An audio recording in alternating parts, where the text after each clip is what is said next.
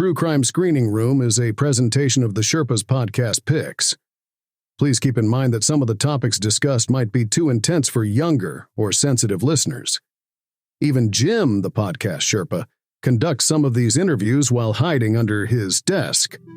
All while holding a stuffed mountain lion named Mr. Wubby.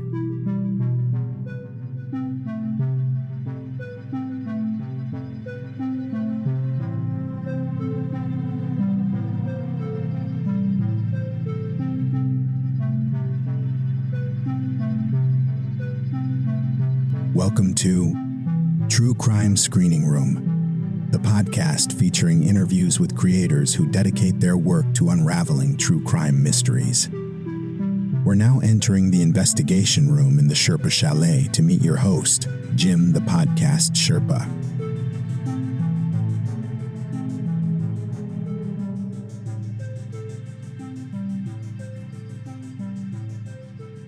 Hello there, Rebels of the Sherpalution, and welcome to True Crime Screening Room. It is a presentation of podcast picks with Jim the Podcast Sherpa. Jim the Podcast Sherpa being me, this voice that you hear in your ears or over your speakers just about now.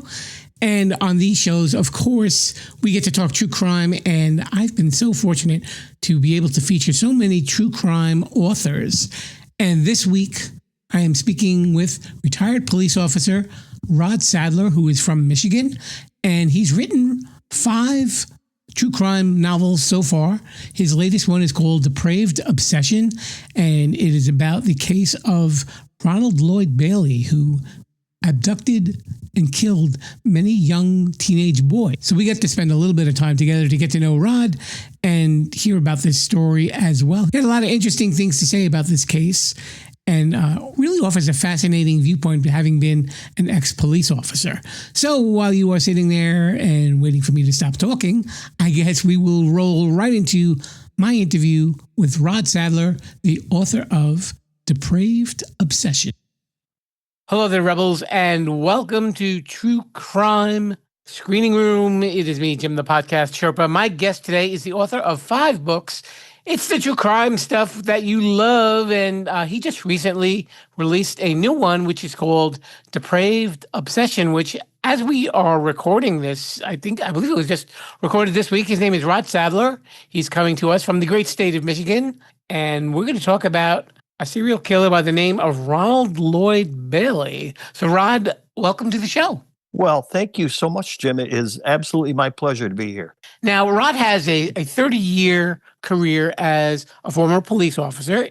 I'm presuming in the state of Michigan as well, right? Yes, exactly. Okay. But I thought what was fascinating is actually one of your books talks about a case where your great-grandfather was the sheriff in a town of a case that was actually similar to Lizzie Borden. Yeah. That's actually how this all started. My first book was titled To Hell I Must Go. And it is about a true life murder in the town where I grew up, Williamston, Michigan. Okay. And back in 1897, a guy came home and discovered that his wife had lopped off his mother's head and put it on a plate for him for dinner. Ooh. That's not subtle, is it? Yeah, and my great-great-grandfather was the elected sheriff in Ingham County, Michigan in 1897, and he investigated the murder. Wow. It was a very bizarre case, yeah. To put it mildly. Yeah, and it truly was Michigan's own version of the Lizzie Borden case. I mean, she literally decapitated her mother's head completely. Oof. Her mother-in-law's. Yeah, that is grisly. Now, have all of your true crime books that you've written, have they all taken place in Michigan? They have. I guess I'm familiar with how the system works to get police reports. If you're a member of the public, obviously I'm not in law enforcement anymore. Mm-hmm. And it's just easier for me to do that. And a lot of times I'll pick a case where maybe I know somebody that was involved. And sometimes they have some old records that they're willing to share with me and things like that. So that has been the case in a couple of my books, and it's really come in handy. Have any of the books that you've written, have they been been connected to any of the cases that you've worked personally, or they've usually just been things throughout Michigan's history? Pretty much just throughout Michigan history. I think that the only one really where I had a connection, but nobody was around to interview, would be that first book Okay. from 1897. Would you ever consider writing about any of your cases? Are you allowed to do that, or? I probably could. Yeah, I probably could. I don't know why I couldn't. I can tell you that one of the cases that I wrote about in my book called Killing Women, and incidentally, that is not a how-to book. Right. Thank you for clarifying that. Yeah, it is a book about East Lansing serial killer Don Miller.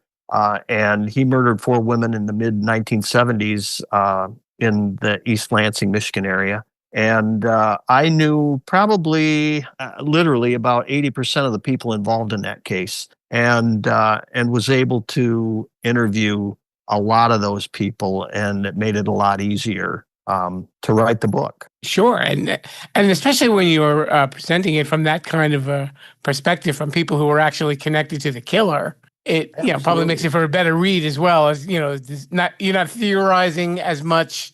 They're not so out there theories. It's more like, well, these are the people who know him, and this is what they think, right? Exactly. Yeah. So the case with the new book, Depraved Obsession. All right, so this is about Ronald Lloyd Bailey. I didn't really know about this, and you said that he kind of flew under the radar. Yeah, he really did. And I remember this case because I'd been in law enforcement for about 4 years. Mm-hmm. And I worked very briefly in the Detroit area. And I commuted from the small town of Williamston, where that first murder occurred. I was still living there and was commuting to Detroit. And I can remember hearing about that case on the news and in the media, and driving down US 23, which is a major thoroughfare near Detroit, and glancing over and seeing the Green Oak Township Police Department in Livingston County, and they were the agency that initiated that kidnapping investigation. And I can remember thinking to myself, because I think Sean was still missing at that time, and thinking to myself, oh my gosh, this is where that kidnapping occurred.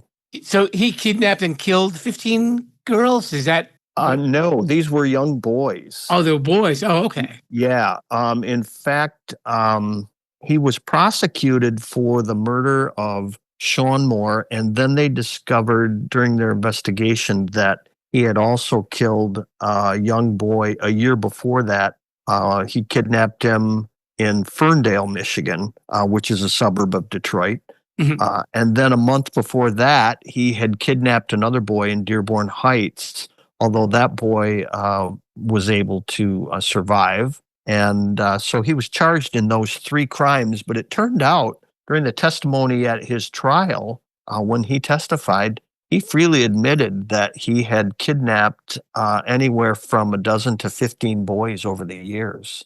And he also pled, he used an insanity defense, right? That said that he was abused by his psychiatrist when he was institutionalized? That's exactly what happened.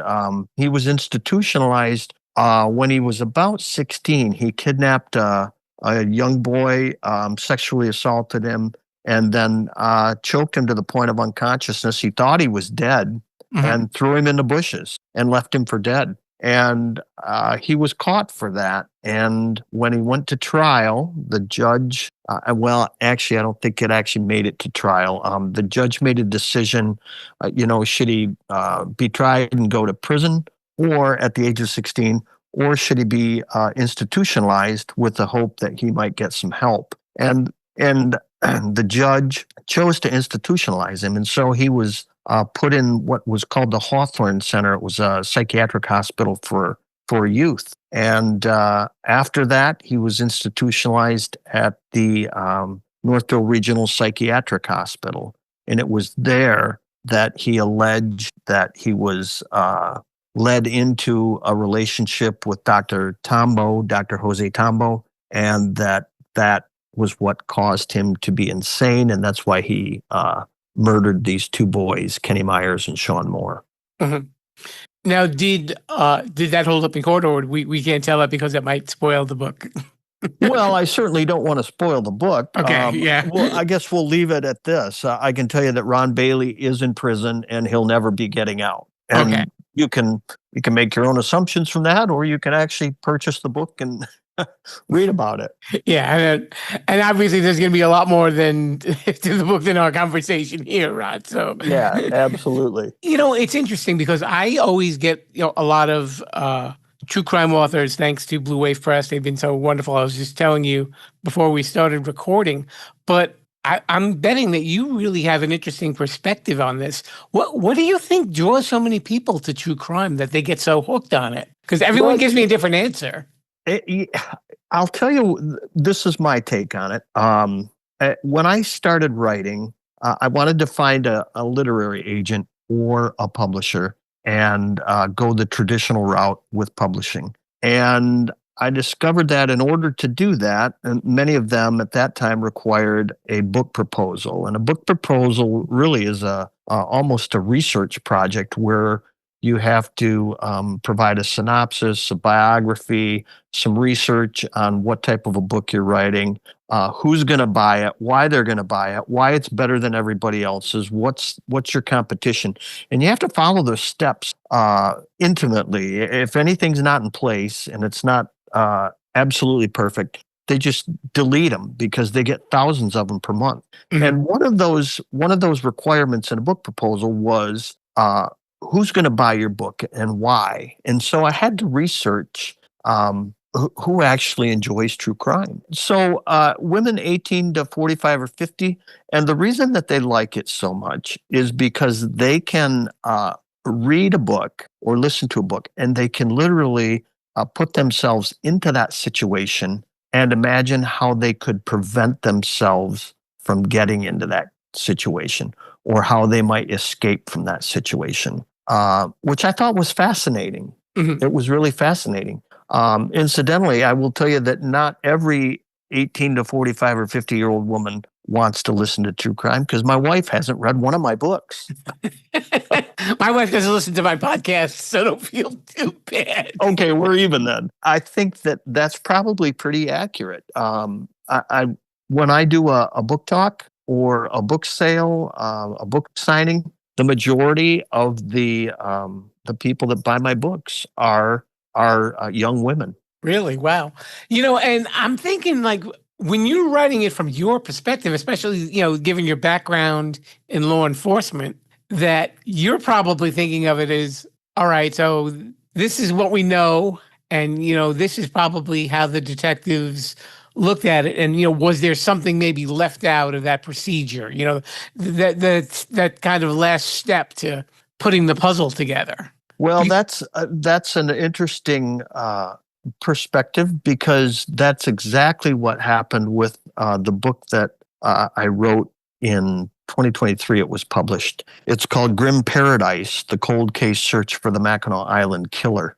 And that case is an unsolved homicide. It's a cold case from 1960 on Michigan's Mackinac Island. I don't know if you're familiar with Mackinac Island, but it is Michigan's crown jewel. Okay. For vacation destinations, actually for people worldwide. If you've seen the movie Somewhere in Time, that was filmed on Mackinac Island. Okay. But anyway, with that being said, in 1960, there was a murder of a Dearborn widow who had gone up there for the weekend.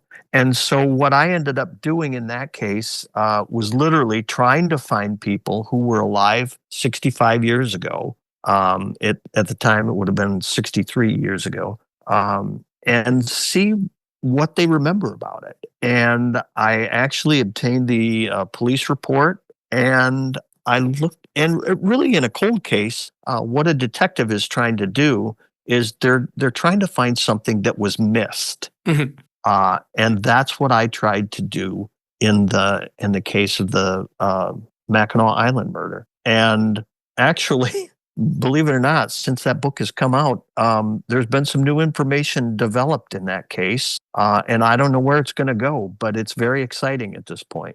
That's got to be really interesting to revive something that's been a mystery that all of a sudden the interest in it gets renewed, and and hopefully people will get the answers that they're looking for, even given the passage of time. Well, that's what the hope is. Will it actually be a smoking gun, if you pardon the pun? No, I don't believe it will be. Will it be circumstantial? This new information, if it pans out, I do believe it will be. But we'll have to wait and see. How long is the process for you to write your book? Do you give yourself like a couple of years, a couple of months? Well, it's certainly not a couple months. It's usually 2 to 3 years. The span between Grim Paradise and Depraved Obsession was actually about 2.5 years. Once I submit my book to Wild Blue Press for publishing, it's about a 6-month wait. And during that 6-month wait, there's a lot of downtime. And after I submitted Grim Paradise to him, I thought, well, I better start working on a new book. And so really, I was working on 2 books at the same time. I was trying to finish publishing Grim Paradise, and I was actually writing and researching Depraved Obsession. So I've got it down to about a 2-year span now. I do have a new book, actually 2 new books that I'm researching right now that I really can't go into detail about. Okay. Because I don't want to spoil the surprise, if you will. But I would say within 2 years, I'll have another couple books out. Well, can we just ask if it's true crime and leave it at that? Oh, I can go a little further than that. I can tell you it's true crime, and I can tell you both of them are Michigan-based. Okay. Yeah. You're going to be like the Michigan true crime guy soon. Well, I don't know. I do know some other true crime writers out there around the state. Would I like to be, and I say this kind of tongue in cheek, but a friend of mine said, hey, maybe you'll be the new Michigan's version of Joseph Wambaugh. And there's probably a lot of young people out there that don't know who he is. But Police Story, right? Yeah, Police Story, and he wrote The Onion Field and The New Centurions and The Blue Knight, all books that I read as a teenager and a young man. And I loved his writing. And am I as good as Joe Wambaugh? I would say probably not, but I hold my own. Yeah, I was just realizing that there was another author that I talked to not too long ago. Her name was B.R. Bates, and she actually had a book out about a Michigan-based serial killer as well. And I think some of her books are as well. So I think you guys, between the two of you, you guys are going to cover a lot of territory in Michigan. Yeah, I as a matter of fact, I just did a book talk up at a library over near Grand Rapids, and they said, "Hey, yeah, we've got another author that's coming in next week that writes true crime, B.R. Bates." And I said, "Oh yeah, I think he uses Wild Blue Press as his publisher." Yep. Yes. I'm sorry. Yeah. Yes. Yes. Yes. But yeah. So there you go. Yeah. You got a compatriot in in Michigan-based true crime. Well, sadly, there's an endless supply of material out there for people that want to write true crime, and it's a hot ticket right now. It has been for several years, and I don't see it going away very soon. Yeah. Well, I guess like you said, as long as there's crime and mystery, people are always going to have that sort of fascination with it. And there's always, and each story is different, even sometimes when they imitate each other. The killers, there's always like another twist to it. Yeah, absolutely true. Yes. Now the book is out, and where can people find out about the book and learn about some of your other work? You have a website as well, right? I do. My website is simply rodsadler.com. You can find out about all my books there. There's 5 of them now. They're all on Amazon. They're all available on Wild Blue Press. The format that is most common seems to be paperback, Kindle, and audio, but they are offered in hardcover too, and which is pretty exciting for me. That's something that's still kind of brand new to me, to see my book in a hardcover edition. Mm-hmm. It's very exciting. So they're available in all formats, and that's how my wife listens to my books. She doesn't read them, but she started listening to them. So that makes me feel good. You get a little bit of consolation there. Absolutely, yeah. So, out of the books that you've written, do you see any of them ever becoming like a movie, or maybe even like a streaming series or something like that? Oh, that's a great question. Because I love to brag about this. Back when I wrote Killing Women, I think that came out in 2020 ish. And I was contacted by 3 separate production companies, and all wanted to do like a mini documentary about the book, Right. or use the book as the backdrop. And so there were all 3 of them came to town at separate times. We shot a mini documentary titled World's Most Evil Killers. And then a second production company came in and titled theirs I Survived a Serial Killer, which really focused around 2 of the survivors. And then the third one was Making a Serial Killer, which was, I think, the best. And then I was contacted by a young lady named Melissa Moore. And if you don't know who Melissa Moore is, I did not. She wanted to come to town and shoot basically a trailer for maybe a docuseries on Netflix. And so she flew into town, and we spent a couple days shooting. And it didn't sell, but it turns out that Melissa Moore is related to a very notable person. He is the happy face serial killer. Okay. And which I thought was absolutely fascinating. That is her father, Keith Jesperson. And she is an absolute gem. She is just the nicest. I just can't say enough good things about her. And sadly, the trailer that we shot did not sell, but she's obviously done very well because her new series is on Netflix right now titled Happy Face. Yes, that is true. So there is some hope for you in the future then. Well, I hope so. I would love to see one of these made into a documentary of some sort or a movie. I think I would say that's probably every artist's, every author's dream to have that done. But I enjoy writing. I do it for pleasure. I really don't do it for monetary gain at all. It's just something that I enjoy doing. And if somebody wants to buy a book, great. If they don't, that's fine too. That's a good way to be. At least you're getting some enjoyment, and you're probably maybe even bringing some closure to people. When they understand what happened in some of these cases and the actual details. That's a great thing.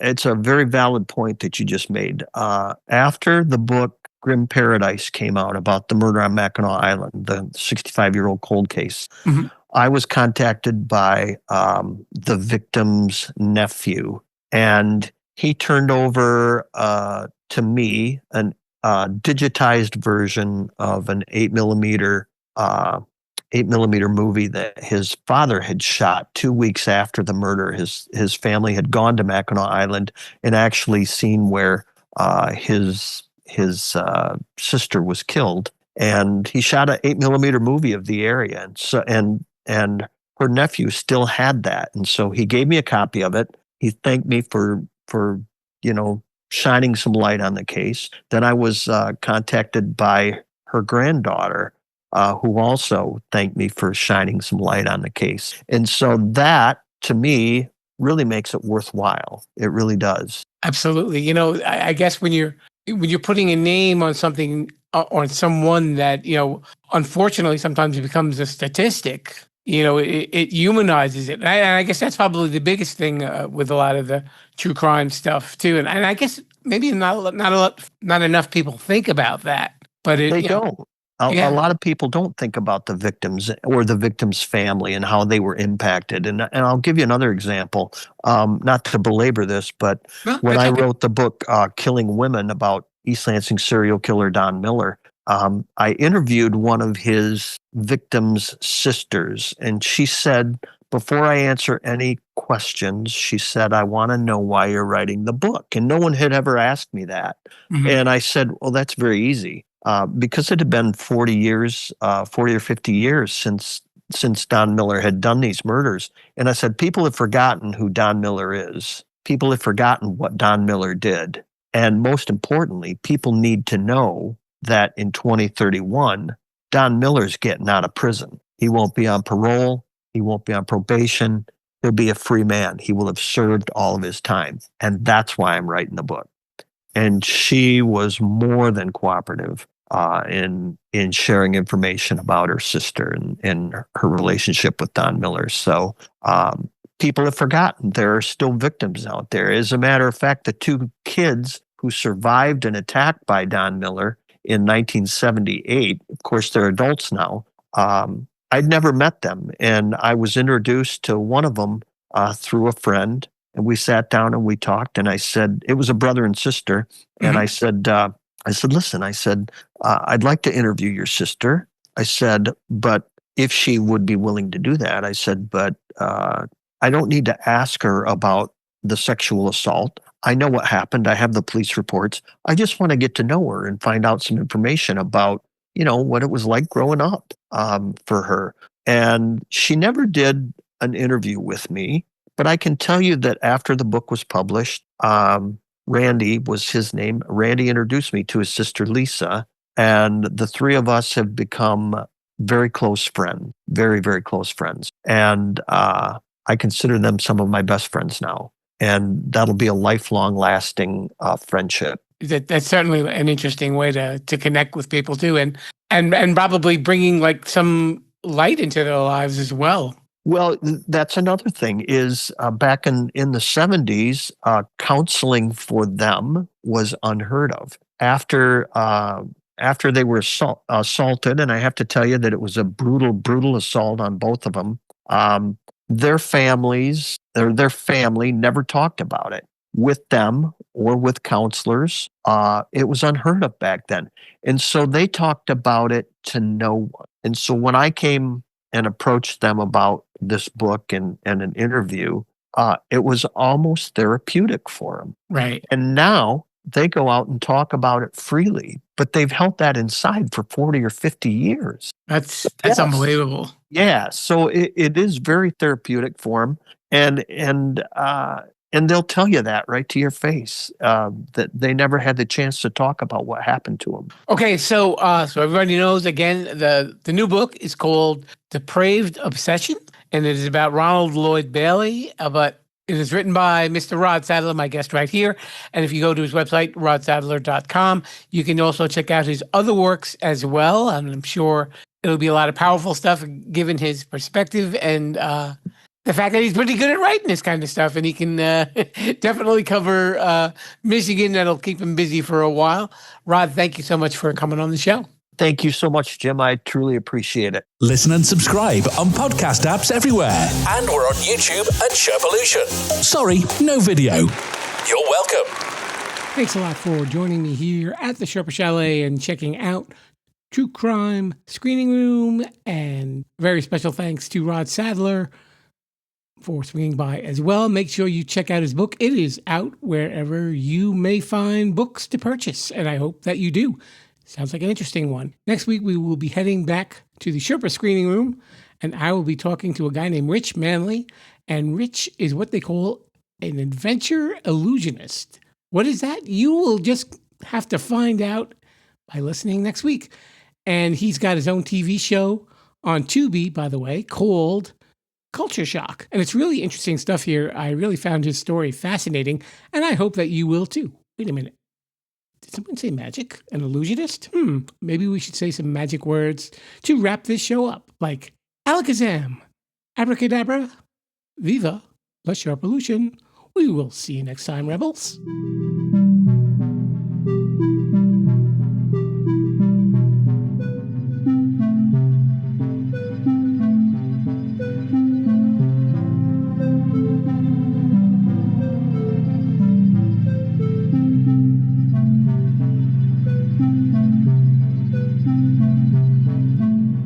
Thanks for listening to True Crime Screening Room. Subscribe to the show on podcast apps or the Sherpolution YouTube page.